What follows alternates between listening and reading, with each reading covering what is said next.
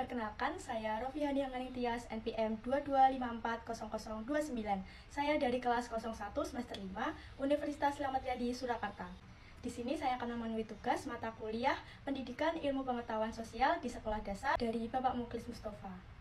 Lalu saya akan menjabarkan tentang definisi, pendekatan, jenis-jenis dari ilmu sosial dan dari ilmu pengetahuan sosial.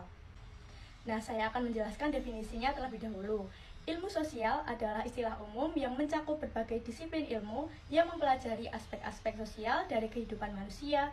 Ini termasuk tetapi tidak terbatas pada sosiologi, psikologi sosial, antropologi, dan ilmu politik. Sedangkan ilmu pengetahuan sosial atau IPS adalah istilah yang lebih spesifik dan sering digunakan dalam konteks pendidikan, terutama di sekolah-sekolah.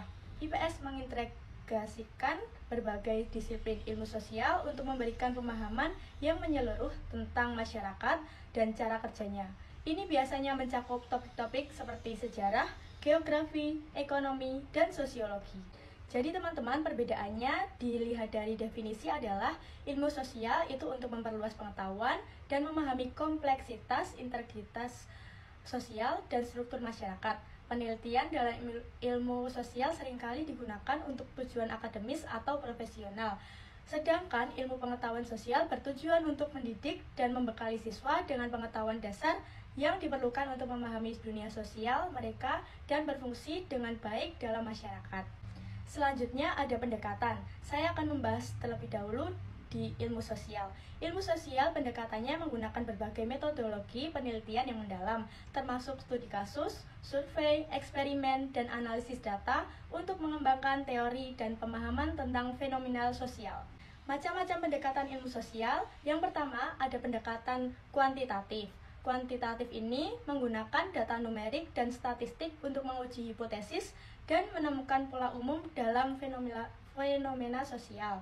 Yang kedua, ada pendekatan kualitatif. Pendekatan ini lebih fokus pada pemahaman mendalam tentang konteks sosial dan pengalaman individu. Yang ketiga, ada pendekatan historis. Menganalisis peristiwa dan proses masa lalu untuk memahami dinamika sosial yang membentuk kondisi saat ini. Yang keempat, ada pendekatan kooperatif.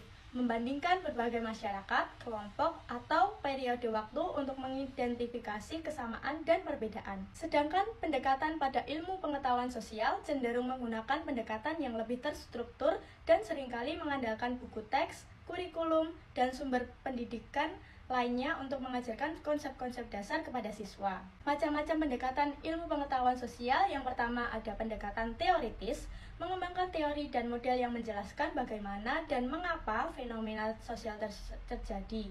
Ini melibatkan pembentukan hipotesis dan pengujian teori melalui penelitian.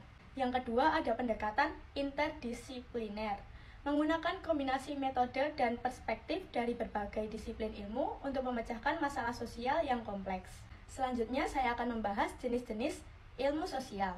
Yang pertama, sosiologi, mempelajari struktur sosial, hubungan antar individu, dan dinamika kelompok dalam masyarakat.